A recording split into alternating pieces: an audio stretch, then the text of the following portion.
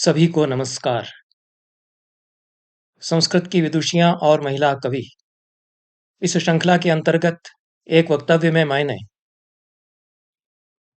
विजयनगर साम्राज्य तथा तंजौर राज्य में चोल साम्राज्य के अंतर्गत जो विदुषियां और महिला कवि हुई उनमें से मधुरवाणी और रामभद्रांबा आदि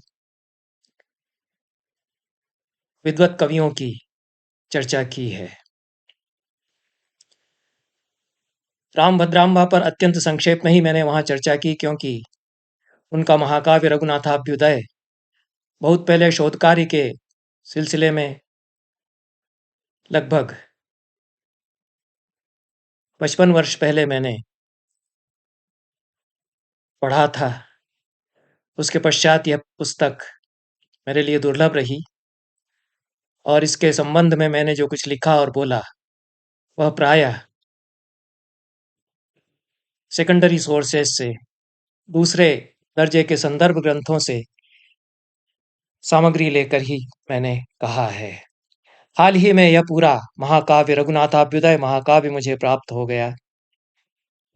इसको हिंदी अनुवाद के साथ प्रकाशित किया है। यह पुनः प्रकाशन है, प्रकाशित किया है हिंदी अनुवाद के साथ साथ डॉक्टर शक्तिधर नाथ पांडे ने हिंदी अनुवाद उन्होंने इसका किया है। संपादन तो उन्होंने नहीं किया है, जो प्रति पूर्व प्रकाशित उनको प्राप्त थी उसका पाठ लेकर उन्होंने मूल छाप दिया है और हिंदी अनुवाद भी उसके साथ अपना स्वयं का उन्होंने इस पुस्तक में दिया है। साहित्य केंद्र प्रकाशन दिल्ली से यह पुस्तक इसी वर्ष 2024 में प्रकाशित हुई है। साहित्य Kendra Prakashan R28/2 Gurudwara road, Ramesh park, Laxmi Nagar, Delhi 110092 यह इसका पता है और 995 रुपया इस पुस्तक का मूल्य है, जो कि इसकी बहुमूल्यता को देखते हुए अत्यल्प है। शक्तिधर नाथ पांडे जी साधुवाद के पात्र हैं कि उन्होंने इस दुर्लभ पुस्तक को सुलभ कराया और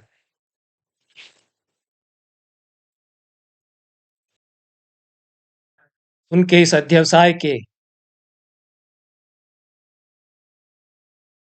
परिणाम स्वरूप मेरी इस महाकाव्य को आद्यंत पढ़ने की इच्छा पूरी हुई और अपने इस अध्ययन के आधार पर मैं रामभद्रांबा और उनके इस महाकाव्य पर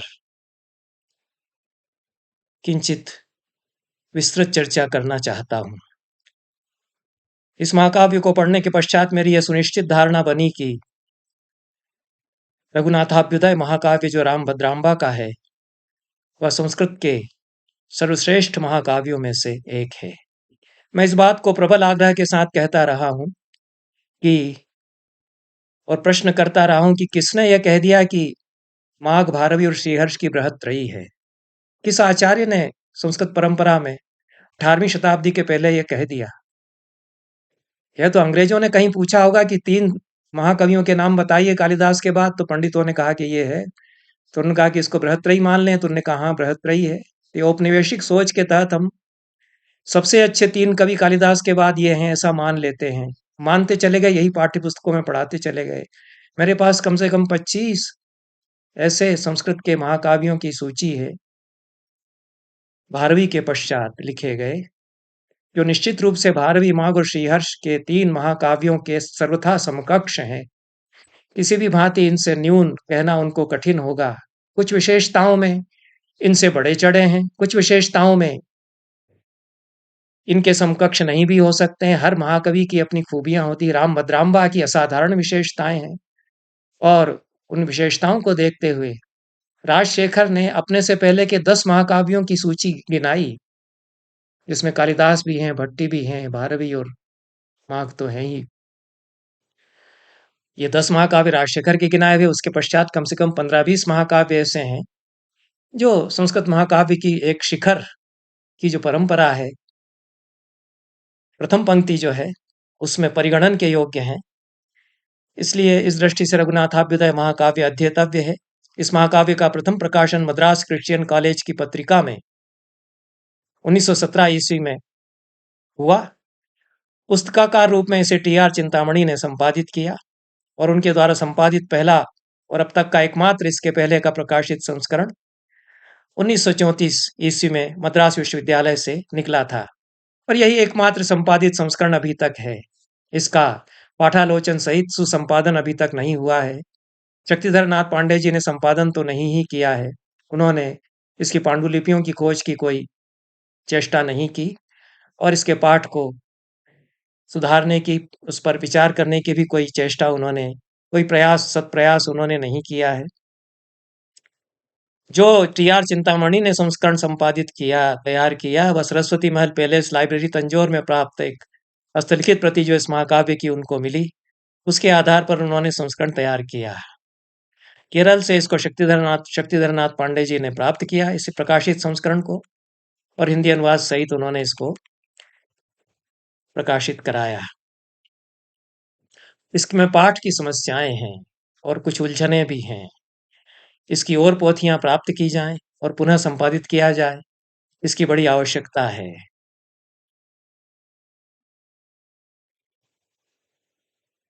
तंजौर के राजा रघुनाथ नायक इस महाकाव्य के नायक हैं। राम भद्रांबा, जैसा मैंने अन्यत्र भी कहा है कि रघुनाथ नायक जो तंजौर के प्रतापी सम्राट थे, उनकी साहित्य सभा की सम्मानित विदुषी थीं।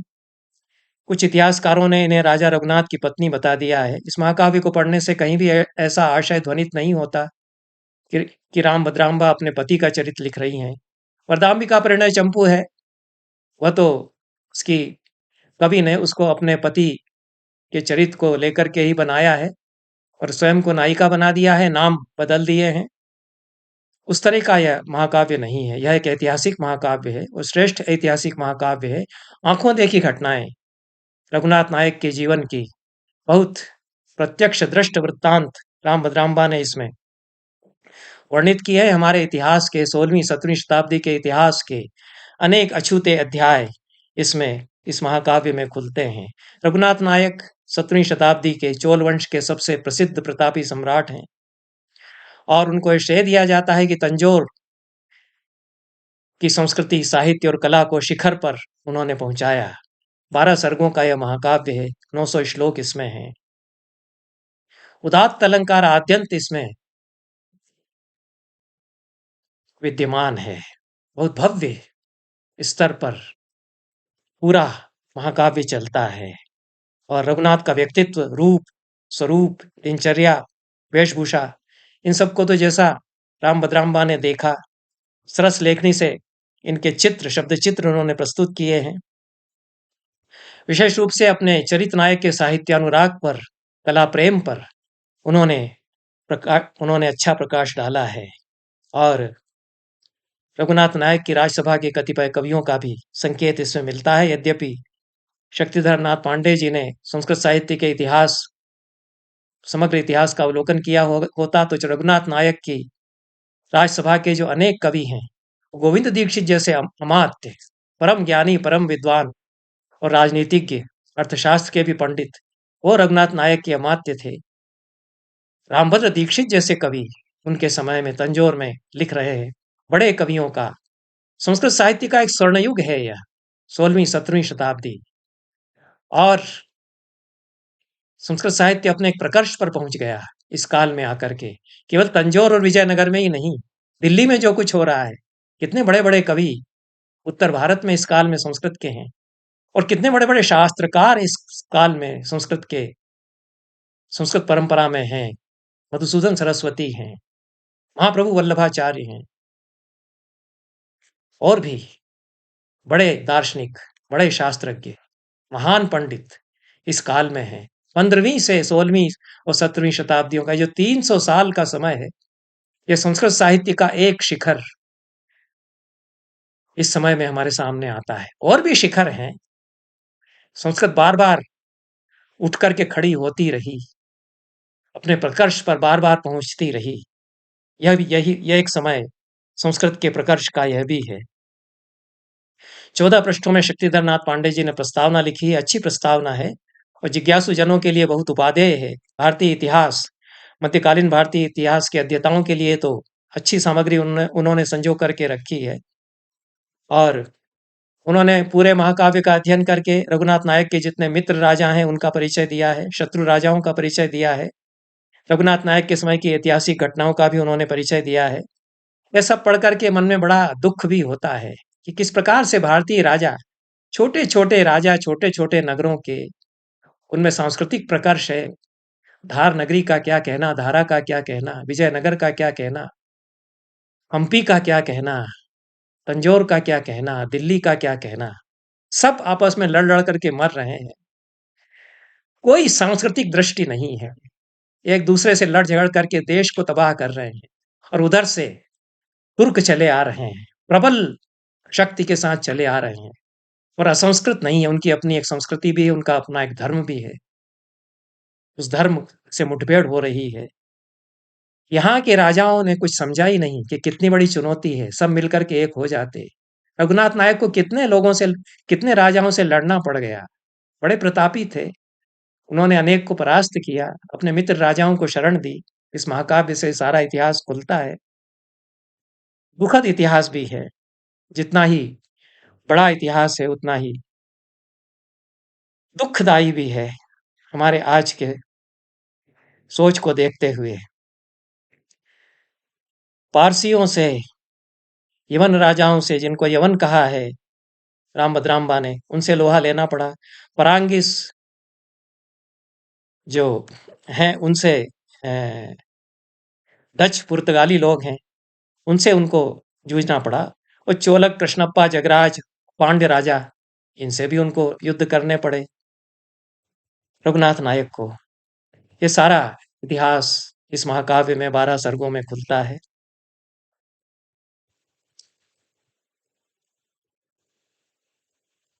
किस प्रकार से पुर्तगालियों को, जिनको कि परांगिस कहा गया है इस महाकाव्य में, उनसे उनको जूझना पड़ा। और उनके शत्रु राजाओं में अनेक सामंतों ने पुर्तगालियों से संधि कर ली। पुर्तगालियों से मिली भगत के साथ में रघुनाथ नायक से उन्होंने युद्ध किया और समुद्र तक पे पहुंच गए। विजय करते हुए जाफना के किनारे पर पहुंच गए, श्रीलंका की सीमा तक पहुंचे और पुर्तगालियों से हराया। नौका शक्ति उनकी थी, नौसेना उनके पास थी, यह इस सब से विदित होता है। बंदूकों का उन्होंने प्रयोग किया रघुनाथ नायक ने। युद्धों का बहुत अच्छा वर्णन किया है रामभद्राम्बा ने। वीर रस और रौद्र रस के ऊर्जस्वी प्रवाह के साथ इन राजाओं के साथ, जो उनके शत्रु हैं रघुनाथ नायक के, और पुर्तगालियों के साथ, कृष्णप्पा के साथ, जो उनके युद्ध हैं जगराज के साथ, उन सब का बड़ा ओजस्वी वर्णन किया है। उस समय की धार्मिक नीति, दान, दाता के रूप में रघुनाथ नायक का जो उदात्त चरित्र है, कर्नाट संगीत के जो विशेषज्ञ वे थे, उन सब का अच्छा चित्र उन्होंने खींचा है। अन्य स्रोतों से हम जानते हैं कि संगीत सुधा नामक पुस्तक की रचना रघुनाथ ने की थी और उनके जो अमात्य थे गोविंद दीक्षित, वे परम शास्त्रज्ञ थे, उन्होंने भी संस्कृत में ग्रंथ लिखे। पर रामभद्राम्बा के महाकाव्य में गोविंद दीक्षित के संबंध में कोई विशेष वर्णन नहीं मिलता है। और राज चूड़ामणि दीक्षित जैसे बड़े कवि इस समय विद्यमान थे, रघुनाथ नायक के समकालीन थे। भास्कर दीक्षित विद्यमान थे वहीं पर, राजगुरु लक्ष्मी कुमार आचार्य विद्यमान थे, और ये सब रघुनाथ नायक की सभा के रत्न थे। और इन्हीं रत्नों में से एक रामभद्राम्बा भी थी। और भी महिला कवि थे, और भी महिला कवि रघुनाथ नायक की राजसभा को सुशोभित करती रहीं, पर उनमें रामभद्राम्बा का बड़ा सम्माननीय स्थान था। ऐसा इस महाकाव्य के अध्ययन से भी प्रतीत होता है। चोलक राजा रघुनाथ से भयभीत होकर के भागा, सहायता के लिए कृष्णप्प के पास पहुंचा। कृष्णप्प के मंत्रियों ने उसको परामर्श दिया कि रघुनाथ के विरुद्ध चोलक का साथ आप मत दीजिए, और आपको उन्होंने वेंकट की जेल से छुड़ाया था। लेकिन कृष्णप्प ने गद्दारी की, विश्वासघात किया और चोलक के साथ मिल गया। चोलक और कृष्णप्प दोनों से युद्ध करना पड़ा। चोलक समुद्री द्वीप में जाकर के छिपा हुआ था। रघुनाथ ने सेतु बांधा, एक बार फिर से भिन्न प्रकार से सेतु उन्होंने बांधा। तो रघुनाथ के अनेक चरित्रों को देखते हुए, अनेक कार्यों को देखते हुए राम भद्राम्बा ने राम से, रघुवंशी राम से उनकी तुलना की है और राम वृत्तांत की समाधि भी यहाँ दिखाई है। यह सेतुबंध उन्होंने किया और चोलक की रानियों ने चरणों पर गिरकर रघुनाथ से अपने पति के प्राणों की भीख मांगी। इसलिए रघुनाथ ने चोलक की हत्या का इरादा छोड़ दिया और बंदी बनाकर बंदी गृह में उसको रखा। चोलक की दुर्दशा देख करके कृष्ण भाग गया। इस प्रकार के बहुत सारे ऐतिहासिक वृत्तांत इस महाकाव्य में वर्णित हैं। प्रथम सर्ग में 6 श्लोकों में मंगलाचरण किया है, सुंदर पद्य हैं। काव्य की भूमिका उन्होंने निर्मित की है। चोल देश की धरित्री का बहुत ही मनोहारी वर्णन राम भद्राम्बा ने किया है। यहाँ के खेत खलिहान, धरती, फलों से फूलों से लदे हुए वृक्षों पौधों वाली धरती, खेतों में चहकते हुए तोते, संपदा सारे चोल राज्य की, इसको मुग्ध भाव से निहारते हुए राम भद्राम्बा स्वभावोक्ति अलंकार के साथ और उत्प्रेक्षाओं का पुट देती हुई उसका वर्णन करती हैं प्रथम सर्ग में। द्वितीय सर्ग में राजा रघुनाथ की राजधानी तंजौर नगरी का विशद विस्तृत वर्णन है और इसके गौरव का, ऐश्वर्य का सुंदर चित्रण राम भद्राम्बा ने इस सर्ग में किया है। तीसरे सर्ग में राजा रघुनाथ के प्रताप का वर्णन किया है, उनके सभागृह का बहुत भव्य रूप में वर्णन किया है। उदात्त अलंकार तो इसमें है ही। इस प्रकार से रघुनाथ की सभा को सिंहल देश के राजा और अन्य देशों के राजा सुभाषित करते हैं। उनके ऐश्वर्य का वर्णन बहुत सराहना करते हुए राम भद्राम्बा ने किया है, गौरव की भावना के साथ में।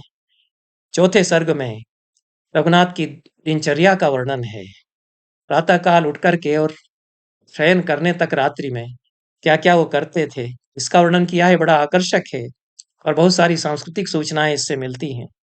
पांचवें सर्ग में पहले 19 श्लोकों में रघुनाथ भूप की जो सज्जा है, वेशभूषा अलंकार, उनका बड़ा सूक्ष्म वर्णन किया है और एक एक गहना किस तरह से वो पहनते थे उसका वर्णन किया है। उसके बाद उनके सभागृह का भव्य वर्णन है और सिंहासन पर किस प्रकार से वो विराजमान रहते हैं इसका वर्णन किया है। पांड्य राजा, सिंहल देश के राजा उनकी राजसभा में उपस्थित हैं। उत्तर भारत के भी बहुत सारे राजा यहाँ उपस्थित हैं, मालव नरेश हैं और भी देश देश के भूपति नाना यहाँ पर उपस्थित हैं और विभिन्न शास्त्रों के पंडित उनकी राजसभा में उपस्थित हैं। शास्त्र चर्चा हो रही है, काव्य पाठ हो रहा है। छठे सर्ग में राजा रघुनाथ की उपस्थिति में चारण उनके पूर्वजों के प्रशस्ति गीत गाते हैं और किस प्रकार से चारण मागध पूरी वंशावली याद रखते थे, उसका काव्यात्मक वर्णन करते थे। ये पूरा सर्ग रघुनाथ भूप की जो पूर्वजों की परंपरा है उसका वर्णन इसमें किया गया है, जिसको राम भद्राम्बा ने राजसभा में रहते हुए सुना होगा और जैसा उन्होंने सुना उस प्रकार से उन्होंने सुंदर काव्यात्मक रूप में चारणों द्वारा गाई गई वंश परंपरा और प्रशस्ति को यहाँ पर प्रस्तुत कर दिया है। और रघुनाथ नायक के पूर्वजों में तिम्म नाम के व्यक्ति थे जिनकी स्त्री का नाम वैयायम्बा था। चव्व या चव्वा उनके पुत्र थे, तिम्म और वैयायम्बा के। और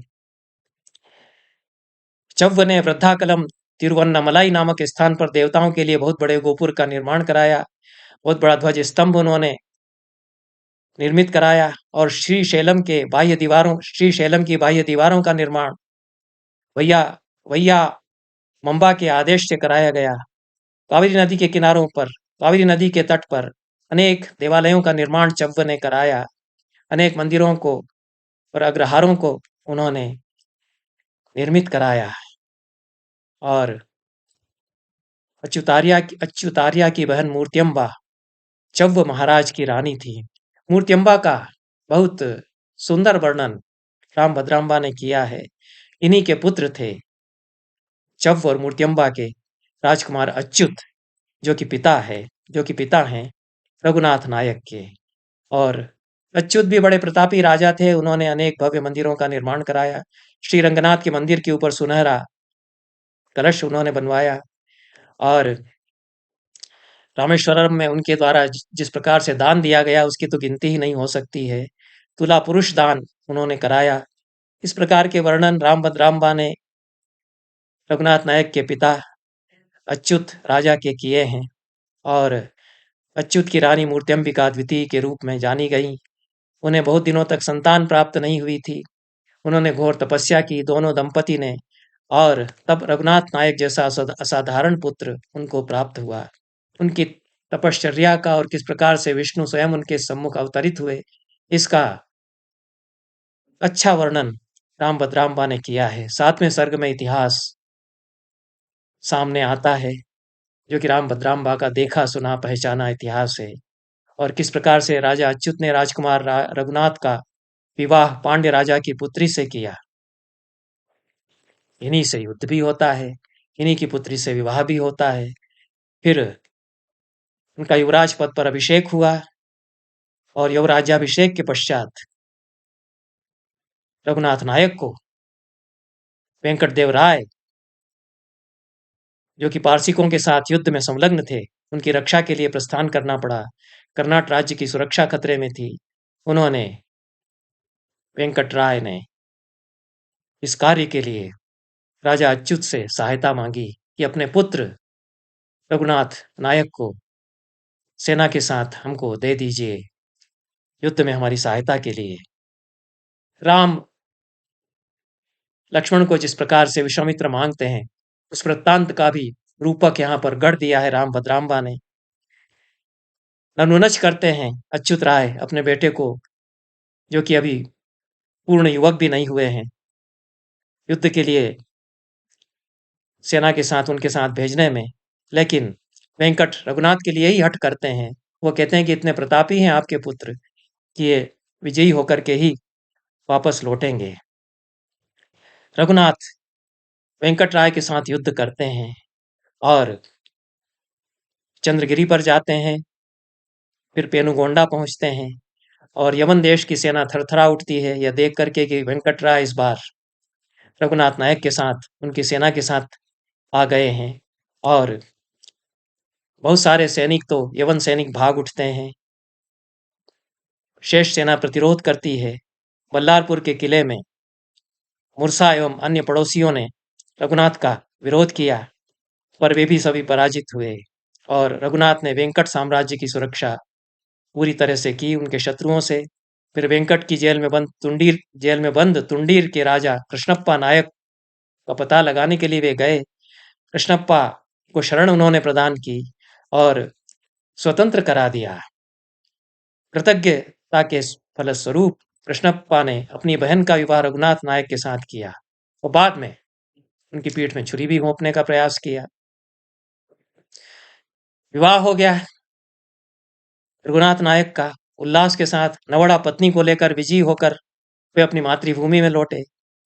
अच्युत राय, राजा अच्युत, अपने बेटे के परावर्तन की लौटने की बात सुनकर उनके उनके स्वागत के लिए, प्रत्युत्गमन के लिए, अगवानी के लिए गए। उन्हें घर लेकर के आए, स्वागत हुआ। यह 7वें सर्ग तक का वृत्तांत है। 8वें सर्ग में ब्राह्मण लोग राजा रघुनाथ के पास जाकर के गुहार लगाते हैं कि चोलक बहुत अत्याचार कर रहा है। और चोलक की तुलना यहाँ रावण से कर दी गई है। स्त्रियों का अपहरण करना, उनके शील को भ्रष्ट करना, यह रावण की तरह वह करता रहता है, ऐसा ब्राह्मण लोग सूचित करते हैं राजा रघुनाथ को। और इसी समय नेपाल देश से प्रतिनिधि पहुंच जाते हैं।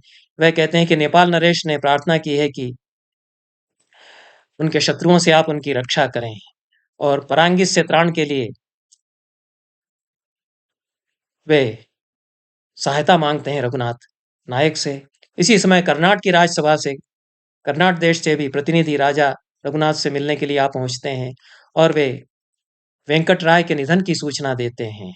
और यह बहुत ही दारुण हृदय विदारक वृत्तांत है कि किस प्रकार से वेंकट राय के पुत्र रंगनाथ का राज्याभिषेक हो गया वेंकट राय के निधन के पश्चात। पर जो रंगनाथ का विरोधी था जगराज, उसने छल से रात में राजमहल में घुस करके अपने छोटे भाई के साथ राजा रंगनाथ के महल में अश्वत्थामा की तरह उसने हत्या की, सारे परिवार की, जिनमें की महिलाएं भी थीं, बच्चे भी थे, सबको उसने मार डाला। एक छोटा-सा बालक उस परिवार का किसी तरह बच गया। कोई रजक या धोबी उस छोटे से बच्चे को लेकर के छिपा कर के रखने में सफल हो गया। वह बच्चा जीवित है और अब रंगनाथ के सारे जो सहायक हैं, उन्होंने मिलकर के गुहार की है, प्रार्थना की है रघुनाथ भूप से कि उस बच्चे को उसकी वंश परंपरा का उत्तराधिकार प्राप्त कराने के लिए आप और जगराज से प्रतिशोध लेने के लिए आप सहायता करें। तब रघुनाथ नायक अपने सैन्य बल के साथ फिर प्रस्थान करते हैं, जगराज से युद्ध करते हैं और यह सारा वृत्तांत इस सर्ग में रघुनाथ नायक के इन युद्धों का वर्णन करते हुए रामभद्राम्बा ने उपनिबद्ध किया है। राजा रघुनाथ नायक निर्णय लेते हैं कि वे अपने तीनों शत्रुओं से एक साथ निपटेंगे, चोलक, परांगिस और जगराज, और तीनों पर आक्रमण करने के लिए वे चल पड़ते हैं। 9वें सर्ग में चोलक की पराजय का वर्णन है और नेपाल नरेश फिर उन्हें याद दिलाते हैं कि मेरी भी सहायता आपको करना है। तब वे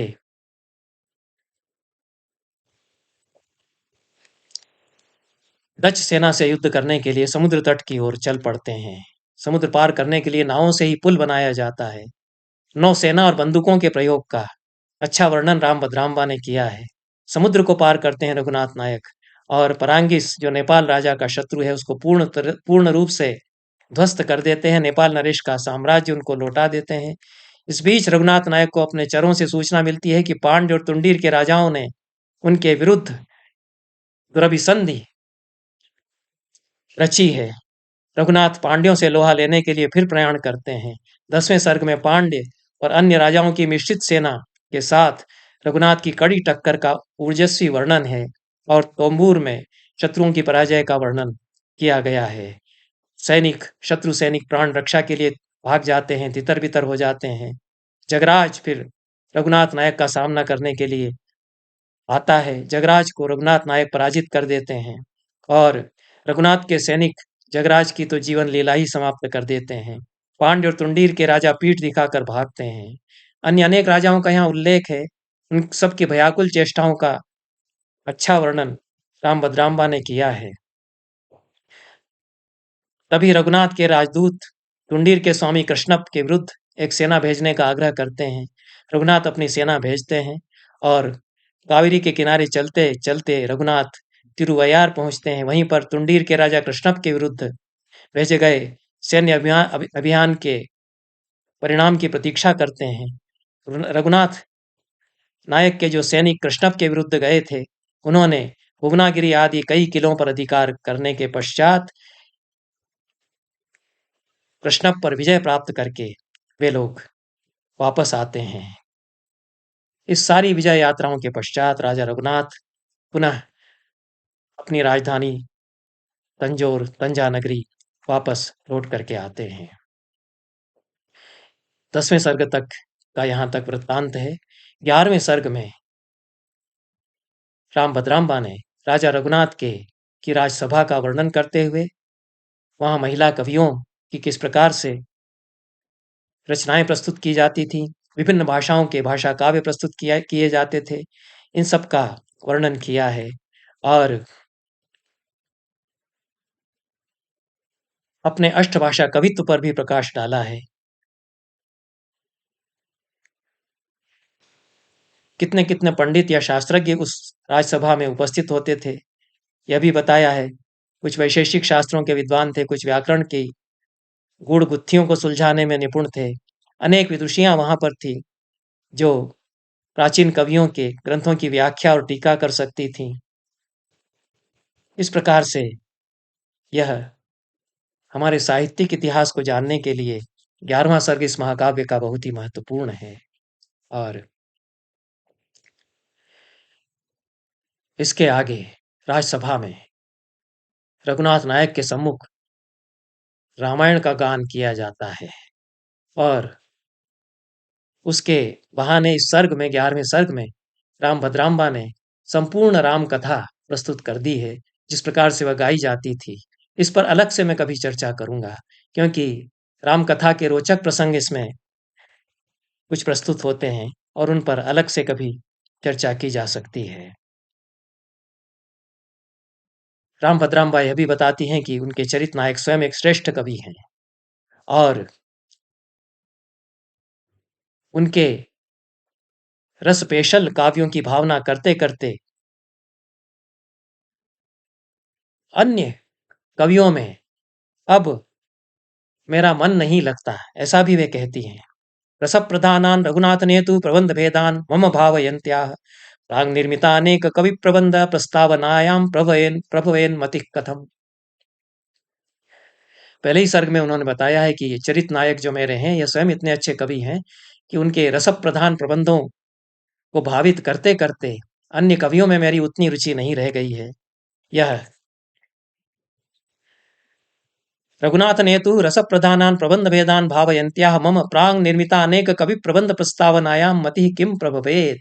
यह अन्वय होगा। पांडे जी ने, शक्तिधरनाथ पांडे जी ने अन्वय और अर्थ दूसरे प्रकार से कर दिया है। वह पूरी तरह से श्लिष्ट नहीं होता।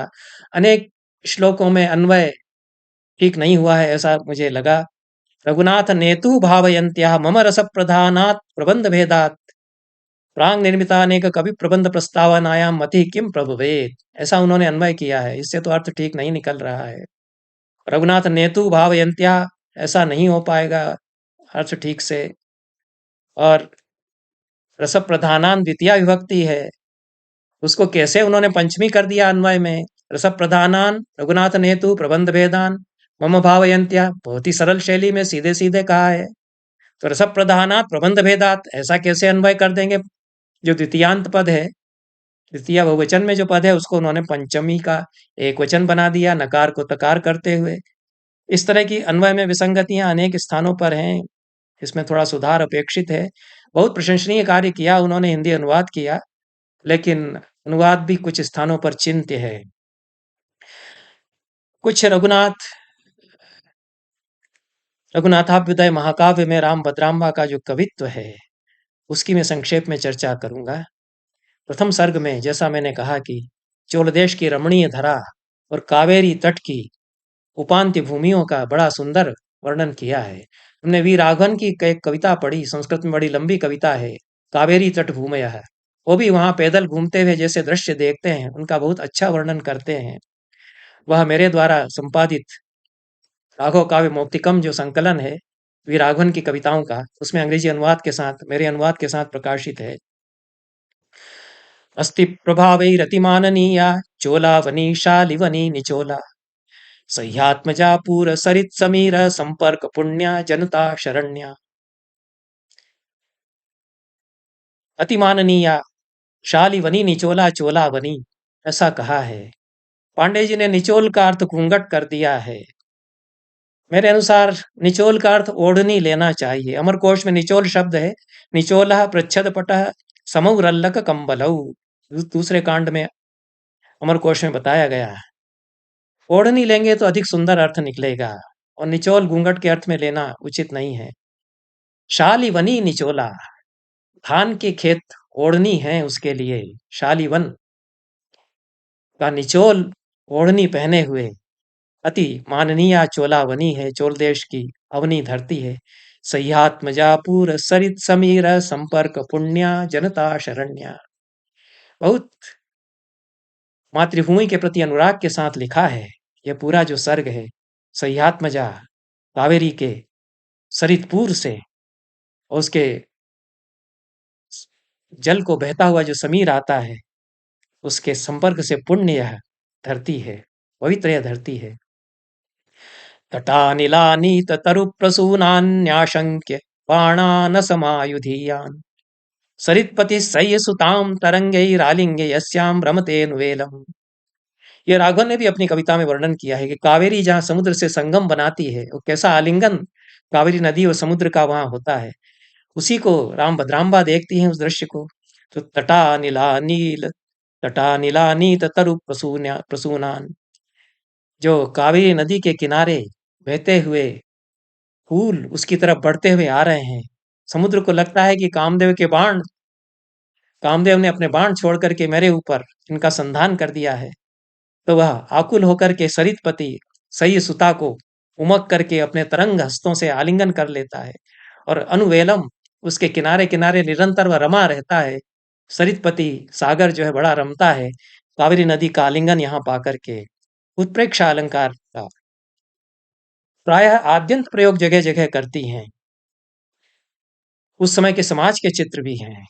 कावेरी नदी के आसपास रहने वाली जो कुलांगनाएं हैं वे आवक्ष अनावृत रहती हैं, यह भी वे बताती हैं। आदिवासियों में, जनजातियों में तो कटी के ऊपर अनावृत रहने का महिलाओं में अनेक जनजातियों में रिवाज है, प्रथा है, लेकिन कुलांगनाओं में भी यह प्रथा है, ऐसा राम भद्राम्बा बताती हैं। कुचावृतिर्नात्र कुलांगनानाम् आचार इत्यात्मनि तर्कयित्वा सह्यात्मजा यत्र यथा स्वयं च प्रकाश्य चक्रस्तनमारभास्ते चक्रस्तनभारमास्ते। कुलांगनाओं में यहाँ कुचावृत्ति जो है आचार नहीं है, ऐसा सोचती है सह्यात्मजा कावेरी, इसलिए वह स्वयं अपना चक्रस्तन प्रकाशित करती है। चक्रस्तन भंवर के लिए उन्होंने रूपक दिया है। रूपक और उत्प्रेक्षा दोनों अलंकार अच्छी तरह से मिलाए हैं। तो यह पाठ अनेकत्र अशुद्ध भी छपा है और मुद्रण की अशुद्धियां हैं, अन्वय की त्रुटियां भी हैं। कदाचिदन्तः क्वचिदेव मुक्ता भूत्वा प्रतीता जनिताम्रपर्णी। क्वचिदेव को कचिदेव मुक्ता ऐसा छप गया है। इतीव तीरेषु मणिर्वितत्य, मणिर्विरतत्य छाप दिया है। इतीव तीरेषु मणिर्वितत्य हसत्यमुम यत्र कुबेर कन्या। हसत्यमुम की जगह हसत्यमुम ऐसा कुछ है। सुंदर उत्प्रेक्षाएं की है। कावेरी अपनी सह नदियों पर हंसती है। तो हसत्यमुह यह पाठ होना चाहिए। तो हसत्यमुम यह पाठ है और यह चिंत्य है। अमुम हसती ऐसा कुछ छपा है। मुद्रण की अशुद्धियां और पाठ संशोधन अपेक्षित है। 21वें श्लोक का जो अन्वय इस सर्ग में किया है, पहले सर्ग में उन्होंने कुबेर कन्या है कि कबेर कन्या है यह विचारणीय है। मेरे दृष्टि से कुबेर कन्या कदाचित पाठ होगा। अन्वय में उन्होंने कुबेर कन्या शब्द ही छोड़ दिया है। और निसर्ग की छटाएं इस पूरे सर्ग में जैसी मनोहारी छटाएं हैं, खेत खलिहानों में जिस तरह से रमती हैं राम भद्राम्बा। रसाल माध्वी रस सारणी भी केदार के यत्र कृतांबुसे के सह्यात्मजाया सततम वहन्त्या फलम पयोधे परिरंभ एव। रसाल तरुओं के माध्वी रस से भरी हुई सारणियां हैं, ऐसे खेतों में जो केदार हैं, क्यारियां हैं, उनमें जल से सिंचन होता रहता है सह्यात्मजा के प्रवाह से। और इस प्रवाह का जो फल है सह्यात्मजा के लिए वह तो पयोधि का परिरंभ ही है, समुद्र का आलिंगन ही है। इस तरह से कदली के वृक्ष निकुंजों में, कदली वृक्षों के निकुंजों में, इक्षु वनों में अपनी कविता को रमाती हैं, इक्षु यंत्रों का वर्णन करती हैं। अनेक प्राचीन संस्कृत कवियों के पद्यों का स्मरण हो आता है। श्री हर्ष ने भी नैषद में इस प्रकार के वर्णन किए हैं। तो यह जो इक्षु यंत्र का वर्णन और गन्ने पेरे जा रहे हैं इक्षु यंत्र में, उसकी सुगंध उठ रही है गुड़ बनाने की।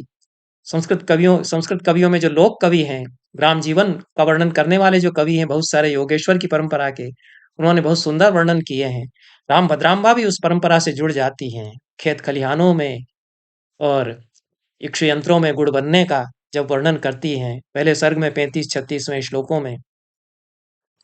कदली वनों की तो कतारें की कतारें हैं, भरमार है। पथिक निकलते हुए तोड़ तोड़ करके केले खा खा करके अघा जाते हैं, पर उनकी प्रशंसा करते हुए नहीं अघाते। यह 42वें श्लोक में कहती हैं। शब्द चित्र बहुत सुंदर हैं, स्वभावोक्तियां अच्छी बन पड़ी हैं। और पणस या कटहल के पेड़ की शाखाओं पर ही नहीं, तने के नीचे तक, मूल तक आकर के लटक रहे हैं।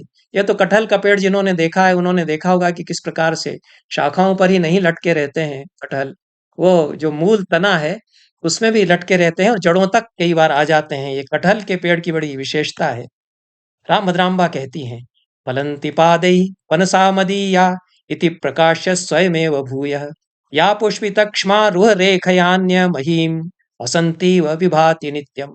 जो चोल देश की धरती बड़े गर्व के साथ के कि बड़े गर्व के साथ यह सोच करके कि मेरे जो पनस के वृक्ष हैं वो चरणों तक फलों से लदे हुए हैं, इस चोल देश की धरती ऐसा प्रकाशित करके अपने गौरव को, या पुष्पितक्ष्मारु रेखयान्य महीम वसंती इव विभाति नित्यम, नित्य वह हस्ती है। जो अन्य प्रदेशों की धरती पर कुछ फूलों के क्षमारु हैं, वृक्ष हैं, उनकी धरती को वह हंसी उड़ाती है, ऐसा राम भद्राम्बा कहती है। उत्प्रेक्षा अलंकार का यहाँ स्वभावोक्ति के साथ समागम हो गया है। निसर्ग की अभिरामता के साथ राम भद्राम्बा श्रृंगार की छटाएं खूब बिखेरती हैं। लता कुंजों में युवक युवतियां मिल रहे हैं। उनकी प्रणय लीलाएं देख देख कर तांबूल लताएं और सुपारी के वृक्ष एक दूसरे से प्रगाढ़ आलिंगन में बंध जाते हैं। कालिदास राम भद्राम्बा की कवि चेतना में रमे हुए हैं। तांबूलवल्ली परिणत पूगा स्वेला लता लिंगित चंदनासु, रघुवंश में उन्होंने वर्णन किया। राम भद्राम्बा कुछ अलग तरह से करती हैं, और अनुवाद यहाँ फिर गलत कर दिया है शक्तिधर पांडे जी ने। कालिदास का श्लोक शायद उनको याद रह गया और उसके अनुसार उन्होंने अनुवाद कर दिया। राम भद्राम्बा क्या कह रही हैं? समीप संकेत लताग्रहेषु संश्लेष भाज समवेक्षयून गाढ़ोपगूहम प्रमुखा यदंतस्तांबूलवल्यश्च तथा शयन्ते। समीप संकेत लताग्रहेषु यून संश्लेष भाज समवेक्ष यदंतः प्रमुखाः तांबूलवल्यश्च गाढ़ोपगूहम शयन्ते। अपने पास के लता ग्रहों में युवक युवतियां संश्लेष कर रहे हैं, प्रगाढ़ आलिंगन एक दूसरे को कर रहे हैं। यह देख करके जहां के सुपारी के पेड़ और तांबूल की वल्लियां एक दूसरे से प्रगाढ़ आलिंगन में देख देख करके बंधते रहते हैं, ऐसा उन्होंने कहा है। पांडे जी ने अनुवाद में लिखा है कि तांबूल लताएं सुपारी के वृक्षों में उस प्रकार घनघोर रूप में आलिंगनबद्ध हो रही हैं। यह अनुवाद पूरी तरह निर्दुष्ट नहीं है, क्योंकि परस्पर आलिंगनबद्ध हो जाते हैं, ऐसा राम भद्राम्बा कह रही हैं। कालिदास जरूर कहते हैं तांबूलवल्ली परिणत पुगासु एला लता लिंगित चंदनासु। वहां एक तरफा आलिंगन की बात होती है, यहाँ तो दोनों मिलकर के परस्पर प्रगाढ़ आलिंगन में बनते हैं, ऐसा राम भद्राम्बा। प्रमुखा तांबूलवल्यश्च गाढ़ोपगूढ़म शयन्ते, गाढ़ोपगूहम या गाढ़ोपगूढ़म जो भी पाठ है, यह राम भद्राम्बा कह रही हैं। प्रमुख शब्द का प्रयोग सुपारी के लिए उन्होंने किया है। प्रमुखा में भी प्रथमा विभक्ति है और तांबूलवल्य में भी प्रथमा विभक्ति है, तो ध्यान रखना चाहिए था। दोनों ही शयन्ते इस क्रिया के कर्ता बन जाते हैं। समान कर्तृत्व यहाँ बता रही है, राम भद्राम्बा बता रही हैं। तांबूलवल्लियां भी गाढ़ोपगूढ़ हो रही हैं, प्रमुख भी गाढ़ोपगूढ़ हो रहे हैं। इस प्रकार से एक वक्तव्य में मैंने अभी अभी गिलहरी पर चर्चा की है। राम भद्राम्बा ने अनेक दुर्लभ शब्दों का प्रयोग किया, उन्होंने ही चिक्रोड़ शब्द का प्रयोग गिलहरी के लिए किया। उस प्रसंग की चर्चा मैं कर चुका हूं, उसको छोड़ता हूं। दूसरे सर्ग में तंजा नगरी या तंजौर नगरी के वर्णन में हाथियों, अश्वों आदि की चेष्टाओं का बहुत स्वाभाविक सजीव चित्रण किया है। बाणभट्ट की याद आ जाती है। गजशाला के हाथी अपने दांतों से धरती को खोदते रहते हैं कि कहीं हमारी टक्कर के हाथी धरती के गर्भ में तो नहीं छिप गए हैं, यह वो कहती हैं। अष्टदिग्गज इस पृथ्वी को उठाए हुए हैं, तो हम भी इस पृथ्वी को अपने माथे पर उठा सकते हैं, यह सोच करके वे हाथी इस धरती की धूल को अपनी सूंड से जैसे माथे पर धारण करते रहते हैं। रहीम की याद आ जाती है। उसी समय तो रहीम भी मौजूद है। रहीम दिल्ली में है, महान संस्कृतविद हैं, संस्कृत में बहुत सुंदर कविता लिख रहे हैं। गंगाष्टकम उनका संस्कृत में है। यही समय है जब रहीम है, अकबर हैं, अनेक संस्कृत कवि हैं, अकबरी कालिदास हैं, गोविंद भट्ट हैं, बहुत सुंदर कविता लिख रहे हैं। हर तरफ संस्कृत कविता फल फूल रही है। ये 16वीं 17वीं शताब्दी है। भूरी धरत निज शीस पर बहु रहीम कही काज, जहीं रज मुनि पत्नी तरी सो ढूंढत गजराज। रहीम तो बहुत ऊंचाई पर ले जाते हैं संस्कृत कविता को, हिंदी कविता को। संस्कृत कविता तो वे करते ही हैं। तो ये गजराज इस धरती की धूल को अपने माथे पर क्यों बार बार धारण करते रहते हैं? वो सोचते हैं कि इसी धरती की रज ने मुनि पत्नी को तार दिया, वही रज मुझे भी कहीं तार देगी। तो यह तड़क भड़क और वैभव है राम भद्राम्बा में। नगरी का चित्रण जब वे करती हैं, अनेक सुंदर शब्द चित्र अपार वैभव के साथ इस प्रकार से वे अंकित करती हैं कि एक एक दृश्य को उन्होंने देखा है। नगरी के प्रसवापण, फूलों के बाजार का वर्णन उन्होंने किया है। वे लिखती हैं कि कुलटाएं इस आपण या बाजार की गलियों से बहुत सहज होकर के निकल जाती हैं, क्योंकि यहाँ फूलों की ऐसी तेज गंध उठती रहती है कि उनके शरीर से उठने वाली जो मादक गंध है वह उसमें दब जाती है, तो उनको छिपकर जाने में सुविधा हो जाती है। थोड़ा सा कटाक्ष भी किया है वन्यांगनाओं पर। और यह भी बाजार एक यह भी है, तंग गली है, उसमें तेजी से चिपकर के वे जा रही हैं। तिमुरानुगुणम घृतांगभूषा उलटा देह सुगंध गोपनाय प्रसवापणपद्यया यदंतश्चतुरम यामवतीषु संचरन्ते। रात को खुला रहता है बाजार, और रात में औरतें आराम से जा रही हैं। खूब तंग गली है, फूलों की सुगंध खूब तेज उठ रही है, और यह भी अपने शरीर पर खूब इत्र फुलेल लगा करके निकली हैं अपने जारों से मिलने के लिए कुलटाएं। ये बड़ा यथार्थ चित्र है, हर शहर का यथार्थ होता है ये। पांडे जी से अनुवाद में चूक हो गई है। प्रसव शब्द कई बार आया इस पूरे महाकाव्य में को मैं पढ़ गया, कम से कम 4 बार मैंने देखा कि फूल के अर्थ में प्रसव शब्द का प्रयोग राम भद्राम्बा करती हैं। उनकी संस्कृत भाषा जो है उसमें प्रसव का अर्थ वो फूल समझती हैं, और प्रसव का सुंदर प्रयोग उन्होंने अनेक स्थानों पर इस अर्थ में किया है। और प्रसवापण पद्य या संचरंते का अनुवाद वो पांडे जी ने कर दिया कि गुप्त रास्ते का अनुसरण करती हैं। कोई गुप्त रास्ता नहीं है भाई साहब, वो तो गली में जा रही हैं, आराम से जा रही हैं। उनको थोड़ा सुविधा उनको ये हो गई कि जो तेज खुशबू निकलती है उससे लोगों को भनक मिल जाती है कि ये कौन सी कैसी स्त्री है, तो वो पता नहीं चलता है। वो एक भद्र महिला की तरह वो जा सकती हैं, ऐसा राम भद्राम्बा कहना चाहती हैं यहाँ पर। वो स्वयं भद्र महिला हैं। चौथे सर्ग में प्रसवांजलिम रघुपते प्रकल्प यह प्रयोग किया है राम भद्राम्बा ने पुष्पांजलि के अर्थ में। और वहां पर तो पांडे जी ने अनुवाद सही कर दिया, पुष्पांजलि कर दिया है। 12वें सर्ग में राम भद्राम्बा ने फिर कहा है मनोज्ञ मुक्ता मणिकंकण प्रभा भरेण साकम प्रसवांजलिम पुरा। यहाँ पर भी प्रसवांजलि शब्द का प्रयोग पुष्पांजलि के अर्थ में है। प्रसव शब्द का प्रयोग वे जहां जहां करती हैं प्रायः फूल के अर्थ में करती हैं। प्रस्वापण फूलों का बाजार है। गुप्त रास्ता कहाँ से आपने अर्थ निकाल लिया, कैसे प्रसव का अर्थ गुप्त हो जाएगा इत्यादि। वो कुछ स्थानों पर, बल्कि कई स्थानों पर अनुवाद संशोधनीय है, और मैं बहुत बधाई देता हूँ, साधुवाद देता हूँ। बड़ा परिश्रम किया शक्तिधर नाथ पांडे जी ने, इस महाकाव्य को प्रस्तुत उन्होंने कर दिया। पर अब जो केवल हिंदी अनुवाद पढ़ेंगे उनके लिए तो फिर गलत धारणाएं बनेंगी, इसलिए संशोधन कर लेना चाहिए। और जो मेरे व्याख्यान को सुन लें लोग सही अर्थ जानने के लिए, जहां तक मैं प्रयास कर रहा हूं, मैं सही अर्थ लगाने का प्रयास कर रहा हूं। तो यह है स्त्री जनोचित कौतुक या क्रीड़ाओं का वर्णन राम भद्राम्बा बहुत रुच रुच करके करती हैं। तंजौर की महिलाओं को अपने पाले हुए मयूरों का नृत्य देखने की बड़ी इच्छा होती है, तो क्या करती हैं कि उन मयूरों के सामने अपने काले काले केश छितरा करके और लहराने लगती हैं। मयूरों को भ्रम हो जाता है कि मेघ निकल रहे हैं सामने से, और वो नृत्य में थिरक उठते हैं। ये राम भद्राम्बा ने कहा है, मुझे लगता है कि मयूर इतने मूर्ख नहीं है, वो जानते हैं कि काले केश लहरा रही है हमारे सामने, लेकिन अब पाला है इन्होंने हमको, चाह रही है कि नाच दो तो नाच देते हैं। मयूर इस तरह से नाचता है, मनुष्यों को दिखाने के लिए भी नाचता है। केवल घनागम पर बादल गरजते हो तभी नाचता हो ऐसा नहीं है। मैंने तो देखा नाचते हुए मयूर को, और भीड़ लग गई देखने वालों की। मयूर बड़े आराम से नाच रहा था, अच्छा है देख रहे हैं लोग, उसको भी आनंद आ रहा था दिखाने में। बड़ा बहुत सुंदर नृत्य मैंने देखा, अद्भुत दृश्य मैंने देखा। पूरा पंख ऐसा फैला करके और नाच रहा था, मंदिर में था, और दर्शनार्थी उसको रुक गए देखने के लिए। मयूर को भी अच्छा लगा कि इतने लोग देख रहे हैं, इतने लोग देख रहे हैं। ये अद्भुत दृश्य मैंने देखा।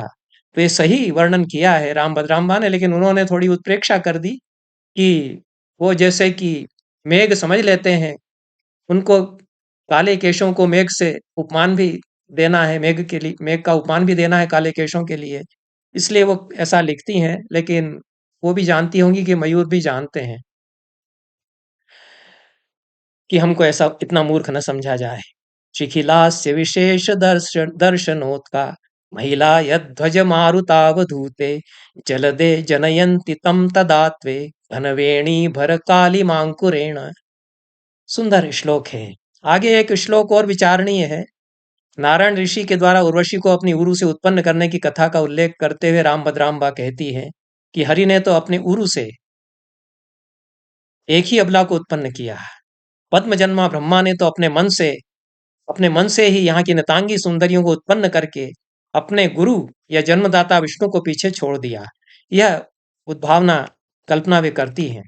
अबला हरिरे अबलाम हरिरे की कामनि जोर और जनयामास पुरेति पद्म जन्मा सृजन मनसा यदा नतांगी रतिशेते गुरु मात्मनः सुजन्मा। बहुत ही सरल शैली है। इतनी सरल वेदर्भी रीति में लिखती हैं। कालिदास की वेदर्भी है ये, जिसमें कि रामभद्राम्बा लिखती हैं, मधुरवाणी लिखती हैं। अनेक महिला कवि इस रीति में लिख रही हैं।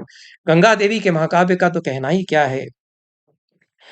तो यह इस पूरे श्लोक का अनुवाद और अन्वय भी गलत कर दिया है।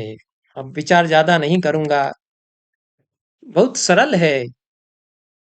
एकिकाम अबलाम निजोरोह हरि जनयामास इति पद्मजन्मा मनसा नतांगी असृजत अतएव आत्मनः गुरुम विष्णुम अपि अतिशेते। सीधा सीधा कहा है। बहुत अलग तरह से उन्होंने अर्थ कर दिया है पांडे जी ने। तीसरे सर्ग में राजा रघुनाथ का वर्णन है। राजा के प्रति बहुत गर्व के साथ लिखती हैं, गौरव का भाव, स्नेह है राजा के लिए। मुझे पढ़ते हुए ऐसा लगा कि रामभद्राम्बा उम्र में, आयु में बड़ी हैं। रघुनाथ को उन्होंने बचपन से जैसे बड़ा होते हुए देखा है और बहुत स्नेह से लिखती हैं। परम रघूणाम गुण वैभवे तम वदन्तु सर्वे रसिका वयम तु सहस्रकांता जन सामरस्ये कृष्णावतारम हृदि तर्कयामः। भले ही गुण वैभव में रघुओं के समकक्ष बताते रहें, पर हम लोग तो रसिक हैं। रामभद्राम्बा कहती हैं, हम तो सहस्र कांताजन सामरस्य में कृष्णावतार के रूप में उनको देखते हैं। ऐसा वे कहती हैं। और अनेक संस्कृति के अनेक अध्याय खुलते हैं इस काव्य में। हाथियों के लिए क्या व्यवस्था की जाती थी। हाथियों के लिए अलग से क्रीड़ोद्यान बनवा दिया था राजा रघुनाथ ने। यह सूचना रामभद्राम्बा देती हैं। और समानांतरताएं बहुत स्थापित करती हैं कालिदास की तरह। साधर्म्य मूलक अलंकारों का प्रयोग करके ये जो पैरेललिटीज होती हैं, कालिदास ने यह बहुत किया है। तो इस तरह की कला वे बहुत दिखाती हैं रामभद्राम्बा। रघुनाथ के कटाक्षों के संकेत से जैसे लक्ष्मी नाचती है, ऐसे ही लक्ष्मी के समान वैभवशाली नर्तकियां भी उसके शुद्धांत या रनिवास में उसके कटाक्षों पर नाचती हैं। ये वर्णन करती हैं रामभद्राम्बा। कटाक्ष संज्ञा कलनेन यस्य पयोधि कन्या नटति प्रगल्भम तदैव तादृग विभवाभिरामा नटन्ति शुद्धांत नटी मतल्यः। चित्त प्रसन्न हो गया। इस तरह के शब्दों का प्रयोग कम करते हैं। ये बड़ी पंडित कवि है, अच्छा ज्ञान इसको है। तो नटी मतल्ली कहा है। मतल्लिका मचर्चिका, इन शब्दों का प्रयोग तो बड़ा दुर्लभ होता है और सुंदर लगता है यहाँ पर। तो नटी मतल्लियां, अन्य भाषा में तो अनुवाद करना कठिन है। और तो नटी नटी सुंदरियां हैं, अद्भुत नर्तकियां हैं। वो कटाक्ष संज्ञा कलन मात्र से वयोधि कन्या जिसके नृत्य करने लगती है, लक्ष्मी थिरक उठती है नृत्य में उसके कटाक्ष मात्र से। तब उसी प्रकार के वैभव वाली, लक्ष्मी के ही समान वैभव वाली अभिराम शुद्धांत मतल्लियां, नटी मतल्लियां भी क्यों न थिरक उठें उसके कटाक्ष संकेत से। तदैव छपा है, मुझे लगता है कि तथैव होना चाहिए। तो यथा कटाक्ष संज्ञा कलनेन यथा यस्य कटाक्ष संज्ञा कलनेन पयोधि कन्या प्रगल्भम नटति तथैव तादृग विभाभिरामा शुद्धांत नटी मतल्यः नटंती। ऐसा कहना चाह रही हैं रामभद्राम्बा। और पाठ पर विचार किया जाना चाहिए। चतुर्थ सर्ग में राम कथा के श्रवण का प्रसंग है। इस पर मैं आगे कभी चर्चा करूंगा, क्योंकि पूरी रामायण जो गाई जाती थी राजसभा में, उसको उपस्थित कर दिया है रामभद्राम्बा ने, और यह अध्येतव्य है। और पंचम सर्ग में रघुनाथ नायक के अलंकारों और उनकी साज सज्जा का जो वर्णन किया है, कितने कितने अंगराग कैसे लगाए जाते हैं, और क्या क्या गहने हैं। नेत्र पर्वत तपनीय नेत्रभा भासुरो धरणि पाक शासन हैम चेलमब्ज मंदिरा प्राणनायकमस्मरत प्रभु। शक्तिधर पांडे जी ने अब्ज मंदिरा प्राणनायकम का अर्थ कमला विलास नामक राजमहल के प्राणनायक प्रभु का स्मरण किया, ऐसा कर लिया है। मेरी समझ से अब्ज मंदिरा, अब्जम मंदिरम यस्याह, ऐसा कमलालया लक्ष्मी का अर्थ लेना चाहिए। अब्ज मंदिरा अर्थात लक्ष्मी, और अब्ज मंदिरा प्राणनायकम, लक्ष्मी प्राणनायकम विष्णु अस्मरत प्रभु रघुनाथ नायक, ऐसा अर्थ करना चाहिए। उन्होंने कुछ और अर्थ कर दिया है। विष्णु का स्मरण किया, ऐसा कहना चाह रही हैं। वो कमला विलास नामक महल का वर्णन है, ऐसा उन्होंने अर्थ कर लिया है। कमला विलास के प्राण नायक प्रभु का स्मरण किया, ऐसा अर्थ किया। कमला विलास के प्राण नायक कौन है, किसने स्मरण किया, ऐसा कुछ संगति नहीं बैठती है। अनुवाद प्रायः सही है, अन्यत्र जहां जहां मुझे लगा कि कुछ गलत हो गया वहीं मैं बता रहा हूं, अन्यथा न लें। यदि शक्तिधर नाथ पांडे जी सुन रहे हैं, मैं उनको बार बार बहुत सराहना अर्पित करता हूं, साधुवाद अर्पित करता हूं, प्रशंसा करता हूं। प्रकाश में उन्होंने ला दिया यह महाकाव्य, और अनुवाद में त्रुटियां हुई हैं, वो संशोधनीय हैं। अलंकारों में बाजूबंद के लिए भुजकीर्ति शब्द का प्रयोग किया है। अनेक दुर्लभ शब्दों का प्रयोग राम भद्राम्बा ने किया है, जो शायद दक्षिण की भाषाओं से उन्होंने संस्कृतिकरण करके ले लिए हों, यह भी हो सकता है। भुजकीर्ति शब्द जो है बाजूबंद के लिए है, उससे यमक वो ला देती हैं भुजकीर्ति शब्द के प्रयोग के द्वारा। भूषणेशु भुजकीर्ति रेवसा भुभुजोस्य भुजकीर्ति ताम अगात। भूषणों में जो भुजकीर्ति बाजूबंद है, वही राजा की भुजकीर्ति भी बन जाती है, उसकी भुजाओं की कीर्ति भी बनती है। अतिशयोक्ति की सारी सीमाएं भी पार कर जाती हैं राम भद्राम्बा। रघुनाथ नायक की राजसभा में शूरसेन देश से राजा भी हैं। शूरसेन देश के राजा उनके चंवर डुला रहे हैं। मालव नरेश और मगध नरेश उनके पंखे झल रहे हैं। हाटकांकित पटाभिविजनाथ, ऐसा लिखा है। सोने से जड़े हुए पट वाले, सुनहरे काम वाले जो कपड़ों के बने हुए व्यजन थे। पंखे का वर्णन कम आता है संस्कृत में, जो पंखे झले जाते थे, और एक भाण में मुझे मिला, बहुत सुंदर वर्णन है व्यजन का। तो यहाँ पर बहुत सारे दुर्लभ दृश्य राम भद्राम्बा के महाकाव्य में आते हैं। मालव नरेश और मगध नरेश दोनों तरफ उनके पंखे झल रहे हैं, और केरलाधिपति को तो उन्होंने करंक वाहक, उनका पानदान लेकर के चलने वाला बना दिया है। और पारसी राजा, शक राजा, सिंधु देश के राजा, वाल्लिक राजा भी उपहार ले लेकर के रघुनाथ नायक के सम्मुख उपस्थित हैं, ऐसा वे पंचम सर्ग में वर्णन करते हैं। इसी सर्ग में तंजौर राज्य की जो विद्या परंपरा है, उसकी अच्छी झलक मिलती है। राम भद्राम्बा कहती हैं कि भट्ट मीमांसा से आशय है। गौतम, कणाद, पाणिनि, व्यास आदि के शास्त्रों के जानकार, वाग व्यवहार में कुशल पंडित जन रघुनाथ नायक की राजसभा में उनकी उपासना कर रहे थे। काव्य, नाटक आदि की कला का अनुवचन करने वाले सैकड़ों विदग्ध जन और उनसे भी प्रगल्भ तत्ववेत्ता उन राजा की स्तुति कर रहे थे। षष्ठ सर्ग में पूरी वंशानुपूर्वी वंश परंपरा जो चारण गागा करके प्रस्तुत करते हैं, उसका पूरा वर्णन किया है। उसका कुछ संकेत मैंने कर दिया, किस प्रकार से चौवा या चौव राजा का वर्णन किया है, और क्या क्या उन्होंने मंदिर बनवाए, इसका वर्णन इसमें आया है। और रामेश्वरे राजकलाधरस्य समर्प्य कैंकर्य शतानि सम्यक खिलानि तीर्थान्यखिलानि स्वयं चकार तत्रैव जगत प्रसिद्ध। एक एक पद्य इतना सरस और सुंदर है, और अनेक छंदों का बड़ा वैभव है। शक्तिधर नाथ पांडे जी की मैं बहुत प्रशंसा इसलिए करता हूं कि सारे सर्गों के छंद उन्होंने छांट छांट करके और बता दिए हैं कि किस श्लोक से किस श्लोक तक कौन सा छंद है, कहाँ माल भारणी है, कहाँ छंद परिवर्तन हुआ है, सब छंदों के लक्षण दे दिए हैं। छंद शास्त्र के अध्येताओं के लिए तो ये बड़ा एक तरह से छंदों का वैभव पूरा यहाँ पर विद्यमान है। राम भद्राम्बा ने इतने छंदों का प्रयोग किया है, लेकिन उपजाति छंद का प्रयोग ज्यादा किया है उन्होंने। तो रामेश्वरम में शिव के प्रति सैकड़ों प्रकार से दास्य भक्ति करके राजा अच्युत नायक ने सैकड़ों प्रकार के दान देकर अखिल तीर्थों को खिल या निरर्थक बना दिया, ऐसा वो कह रही हैं। अखिलानि खिलानि चकार, यह सुंदर विरोधाभास अलंकार का प्रयोग है। शक्तिधरनाथ पांडे जी ने अनुवाद में राजा अच्युत ने रामेश्वरम धाम में सांब सदाशिव को दास भाव से तमाम दान करके खाली पड़ी भूमि में अनेक तीर्थों की रचना की, ऐसा अर्थ कर दिया है। यह तो कुछ अनर्थ ही हो गया है, क्योंकि सांब सदाशिव को दान कैसे दे देंगे राजा अच्युत? उनको सांब सदाशिव को क्या दान देंगे वो? क्या उनकी हैसियत है? ऐसा क्यों कहेंगी राम भद्राम्बा? बहुत सरल है, कहीं कोई बाधा होती ही नहीं है, पढ़ते ही अर्थ लग जाता है। ऐसी सरल तो शैली है राम भद्राम्बा की। तो रामेश्वरे राजकलाधरस्य केंकरी शतानि सम्यक समर्प्य अखिलानि तीर्थानि खिलानि चकार। बहुत ही साफ साफ कहा है। कहाँ से क्या अर्थ आप लगाने गए कि उन्होंने सांब सदाशिव को तमाम दान दे करके और खाली पड़ी भूमि पर अनेक तीर्थ बनवा दिए, ऐसा अर्थ कर लिया उन्होंने। ये अर्थ नहीं है यहाँ।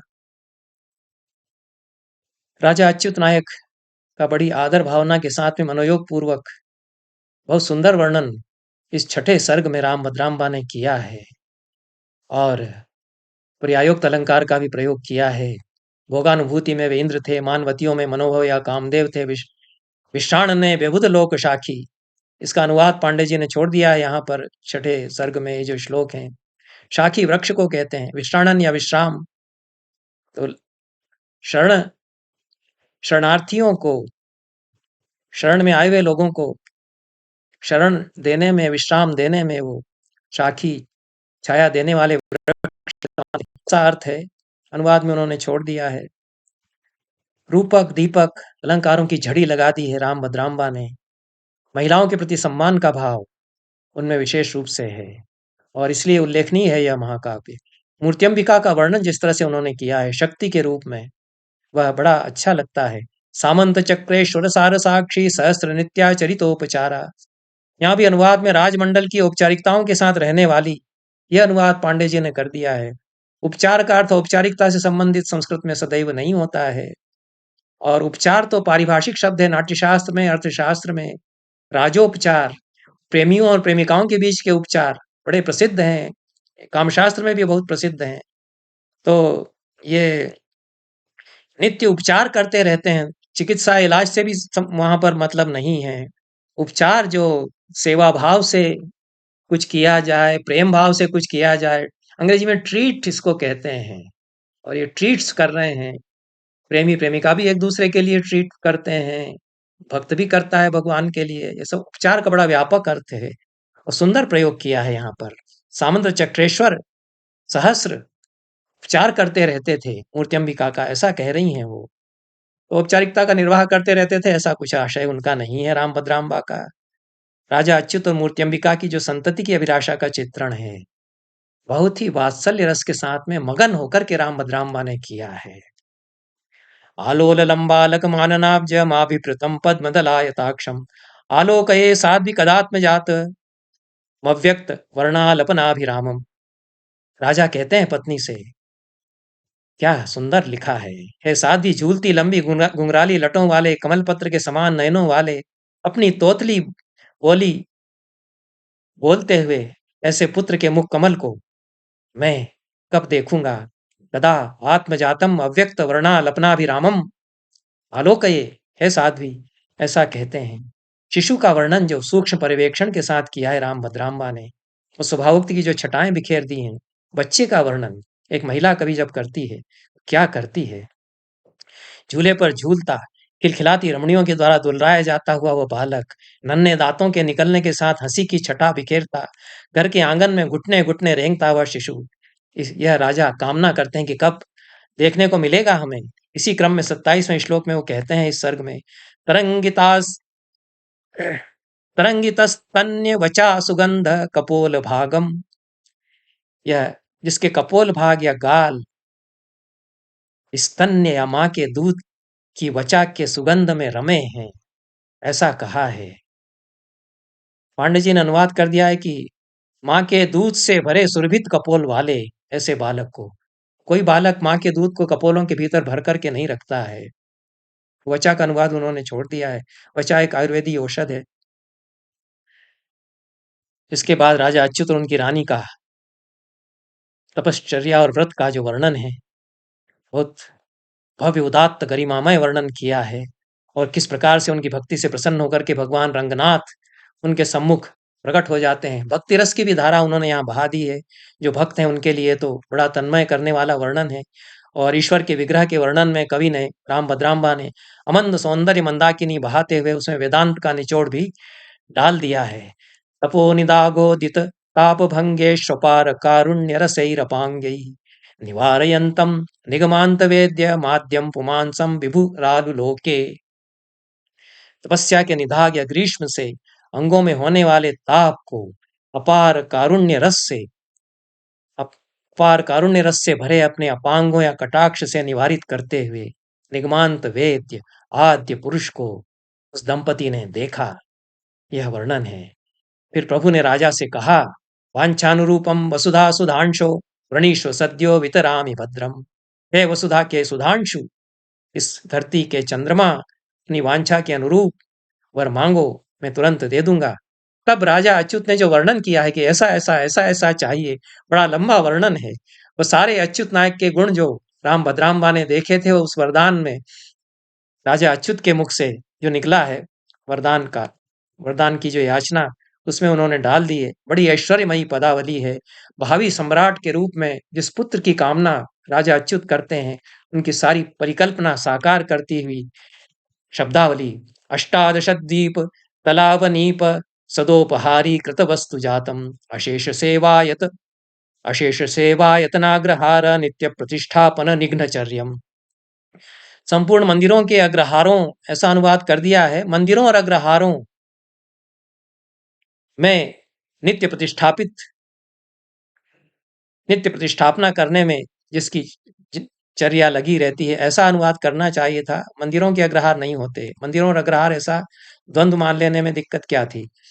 पारे परार्घ्य द्विज पारिनित्य मृष्टान्न दानामित पुण्य राशिम अशेष भाषा समनुप्रक्लिप्त कवित्व दिव्यत घटिका प्रबंधम समुद्र दुर्ग स्थल मध्यवासी प्रत्यर्थी सप्तांग रति प्रवीणम सदा दान ताराति नृपा। इसमें कुछ अशुद्ध लिख लिया है। नहीं, ठीक ही टाइप किया है, मैंने टाइप किया था पादानता राति नृपाल राज्य पुनः प्रतिष्ठापन भूरी कीर्तिम। सप्तांग शब्द का अनुवाद में त्रुटि हुई है यहाँ। फिर सप्तांग राज्य का वर्णन अर्थशास्त्र में कौटिल्य ने किया है, उसी से आशय है। 7 विभागों वाला ऐसा अनुवाद पांडे जी ने किया है, वह पुनर्विचार्य है। और कितना भव्य उदात्त वर्णन भावी राजा का अपने पुत्र के रूप में जिसको चाह रहे हैं अच्युत करते हैं। अवेल विद्वेषी बलाति भीम संग्राम भू साहस विक्रमार्कम अपार कल्याण गुणापदेश मणिगणावास महाम्बुराशिम। कुछ शैली इस प्रकार की है कि घुमा फिरा करके कहीं कहीं कह देती है। अबेल विद्वेषी बलाति भीम, ऐसा कहा है। मुझे लगता है कि अबेल या असमय में विद्वेष करने वाले जो प्रबल शत्रु हैं, भीम हैं, उनसे संग्राम में विक्रमार्क के समान साहस करने वाले, ऐसा अच्युत राजा कह रहे हैं विष्णु से वरदान मांगते हुए। इसका भी अनुवाद विचारणी है जो पांडे जी ने किया है।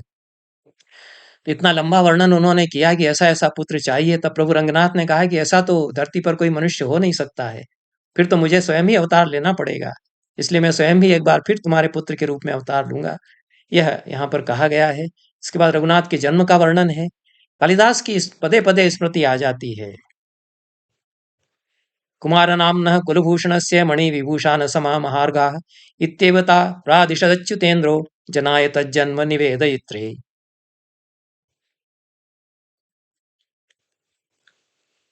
जनाय शुद्धान्तचराय संशते कुमार जन्मामृत संमिताक्षरम् अधेयमासीत् त्रयमेव भूपते शशिप्रभम छत्रमुभे च चामरे। यह रघुवंश में लिखा है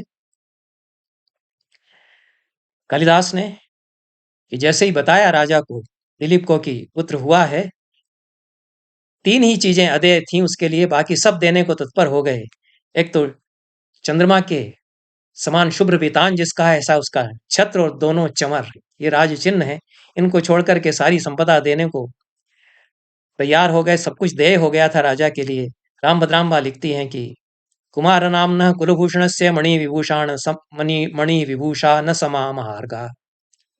हमारे जो कुमार ने जन्म लिया है, कुलभूषण ने, उसके समान बहुमूल्य ये सारी मणियों के आभूषण थोड़े ही हैं। इसलिए सारे उतार उतार करके अच्युतेंद्र ने जिन जिन दास दासियों ने बताया कि कुमार का जन्म हुआ, उन सबको बांट दिया, ऐसा राम भद्राम्बा कहती हैं। तो यह कालिदास की छाया है। कालिदास का कुछ अन्यथा करण भी है, कुछ और भी तरह से कहती हैं। 7वें सर्ग में रघुनाथ के बाल्य और यौवन का वर्णन है। मूछें जब आई, किशोरावस्था की देहरी लांग करके यौवन में पहुंचते समय, उसका तो जैसा वर्णन राम भद्राम्बा ने किया है, शायद ही संसार में किसी कवि ने ऐसा सुंदर वर्णन किशोर के जब थोड़ी थोड़ी मूछें आती हैं उसका किया होगा। और इसीलिए मुझे लगा कि वो बड़ा होते हुए देख रही हैं, जैसे अपने सामने कैसे किशोर हुए, कैसे युवा हुए। राम भद्राम्बा उनको देख करके जैसे लिखा होगा उन्होंने, भृंगोचिता गंधफली सुमेषु समेयुषी माधव सन्निधानम भाग्येन नासा पदमेत्य यस्य निषेव्यते श्मश्रु निभेव भृंगैः। भौरों के सेवन के योग्य पुष्पा में भौरों के सेवन के योग्य पुष्पों में चंपा की कली, जो माधव या वैशाख के महीने का सन्निधान पाने वाली है, भाग्य की बात कि उसकी नासिका के स्थान पर विराज कर वही चंपा की कली स्मश्रु रूपी भौरों से सेवित हो रही है, ऐसी कल्पना की है। नासिका चंपा की कली है, ऐसा व्यंग्यार्थ मानने पर अपनुति अलंकार व्यंग्य हो जाता है। उस नासिका रूपी चंपा कली के नीचे भौरों की पंक्ति एक छोटी सी आग जुटी है, ऐसा कहना चाह रहे हैं। चंपा की कली ही नासिका बन गई है, ऐसा अर्थ लेने पर परिणाम अलंकार हो जाता है। स्मश्रु निभा कहा है, इसलिए उत्प्रेक्षा अलंकार हो जाता है। चंपा की कली पर मंडराती भौरों की पात के बिंब ने सौंदर्य की छटा बिखेर दी है। माधव का अर्थ वैशाख का महीना लेना चाहिए। शक्तिधर पांडे जी ने भगवान अर्थ ले लिया है, और भगवान अर्थ तो नहीं यहाँ पर। माधव सन्निधान मतलब वैशाख के महीने में जो चंपा की कली फूली है और उस पर भंवरों की पात धीरे धीरे मंडरा रही है, ऐसा ही अर्थ लेना उचित है। लेकिन रघुनाथ नायक की मूछों पर बड़ा गुमान है राम भद्राम्बा को। आगे के श्लोक में वो कहती हैं, हातुम कलंकम सुकृतातिरेका दास्यम यदीयम तुहिनांशुरासीत तथापि तम नोज्झति पार्श्ववर्ती नित्याश्रय श्मश्रु निभात स एषः। उस राजा रघुनाथ के सुकृत या पुण्य कार्य इतने हैं कि उसका मुखरूपी चंद्रमा अपने ऊपर लगे कलंक को उन पुण्यों के प्रभाव से धो देना चाहता है, कि मैं चंद्रमा हूं, मुख चंद्र में हूं, और मैं ऐसा चंद्रमा हूं जिसमें कि कलंक नहीं होगा, क्योंकि जिस राजा का मैं मुख चंद्र हूं उसने इतने पुण्य कार्य किए हैं, उसकी पुण्य की धारा से कलंक अब बह गया। ऐसा सोच करके वो प्रसन्न हो रहा है कि मेरा तो अब कलंक मिट ही जाएगा। लेकिन कलंक है कि उसका पीछा नहीं छोड़ रहा है। तथापि तम नोज्झति पार्श्ववर्ती नित्याश्रय श्मश्रु निभात स एषः। कलंक उसके पीछे पीछे फिर चला आया है यहाँ भी उस मुखचंद्र में, और वह उसकी ठीक मुख के बीचों बीच मूछों के गुच्छे के रूप में वह कलंक विराजमान हो गया है आकर के। क्या वर्णन किया है!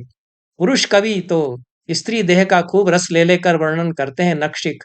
लेकिन स्त्री कवि जब पुरुष का नक्षिक वर्णन करती है तो क्या करती है, ये राम भद्राम्बा के इस वर्णन में हम देखते हैं। और दोनों में जो फर्क है वह भी स्पष्ट है।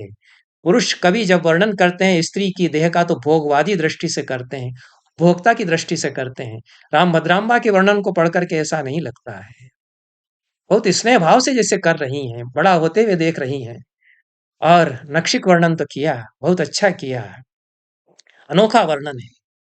रघुनाथ की काया में यौवन जब उतरता है, उसका सचेत भाव से एक अभिहित कवि के रूप में वर्णन राम भद्राम्बा करती हैं। उसकी गरिमा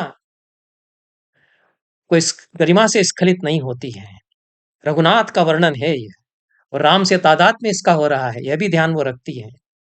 बहुत गरिमा का निर्वाह करते हुए रघुनाथ नायक के पिता को राजा दशरथ की भूमिका में अच्युत को उतार करके और रघुनाथ नायक को राम की भूमिका में रख करके, और इस सारे वर्णन उन्होंने इस प्रकार से किए हैं। और इस पर मैंने अन्यत्र भी संकेत किया है, इसको मैं छोड़ता हूँ। किस प्रकार से रामायण वृत्तांत की समाधि यहाँ दिखाती है, और युद्ध वर्णन बहुत ही ऊर्जस्वी है, यह मैं कह ही चुका हूँ। सुंदर श्लोक हैं, उद्धृत करने से समय कालातिपात हो रहा है, और साहित्यिक परंपराएं किस प्रकार से सजीव होकर के यहाँ पर सामने आती हैं, इसकी दुर्लभ जानकारियां यहाँ पर सामने आती हैं। यह रामभद्रांबा का महाकाव्य संस्कृत साहित्य का, संस्कृत साहित्य भंडार भांडागार का एक अनोखा रत्न है, और इसके पुनः प्रकाशन से इस महाकाव्य का अध्ययन करने में प्रवृत्ति लोगों की होगी, साहित्य रसिकों की होगी, यह आशा की जाती है। और यह भी आशा मैं करता हूं कि इसका पाठ संशोधन संशोधन सहित और सही अनुवाद के साथ पुनः प्रकाशन हो सकेगा। बहुत सारी बातें इस महाकाव्य को लेकर के और भी कही जा सकती थी, क्योंकि महाकाव्य ही ऐसा है यह। और फिर कभी अवसर होगा तो फिर कभी इस पर चर्चा मैं करूंगा। आज की चर्चा यहीं समाप्त करता हूँ। बहुत सारे शब्द जो दुर्लभ राम भद्राम्बा ने प्रयोग किए हैं, उनमें उपकार्या एक शब्द है। मैंने बहुत सारे शब्द यहाँ नोट किए हैं। उपकार्या टेंट को कहते हैं, पटवेश्म उसके लिए दूसरा शब्द है। शक्तिधरनाथ पांडे जी ने उपसर्ग पूर्वक क्रिया धातु उपकार के अर्थ में उसको लेकर के अनुवाद कर दिया है। सैन्य प्रयाण में टेंट लगाए जा रहे हैं, बहुत अच्छा वर्णन किया है। ये सब आंखों देखा, जैसे सेना का युद्ध का उन्होंने देखा होगा, कैसे पटवेश्म बनाए जा रहे हैं, टेंट लगाए जा रहे हैं, और बड़ा यथार्थ वर्णन किया है। तो बहुत सारी शब्दावली, ये तो शब्द प्रसिद्ध है, बाणभट्ट में भी आया है। कार्या शब्द जो है वो टेंट के अर्थ में, पटवेश्म के अर्थ में। तो यह बहुत सारे इस प्रकार के जो शब्द हैं, उनका पुनर्न्वेषण इस महाकाव्य के द्वारा संभाव्य हुआ है। और प्रशस्त छंदो योजना और शास्त्रीय परंपराओं की संरक्षा के साथ में राम भद्राम्बा ने यह महाकाव्य लिखा है। एक बड़ी कवि इस महाकाव्य के द्वारा हमारे सामने आती हैं। यहीं पर इस चर्चा को समाप्त करते हैं। बहुत बहुत धन्यवाद।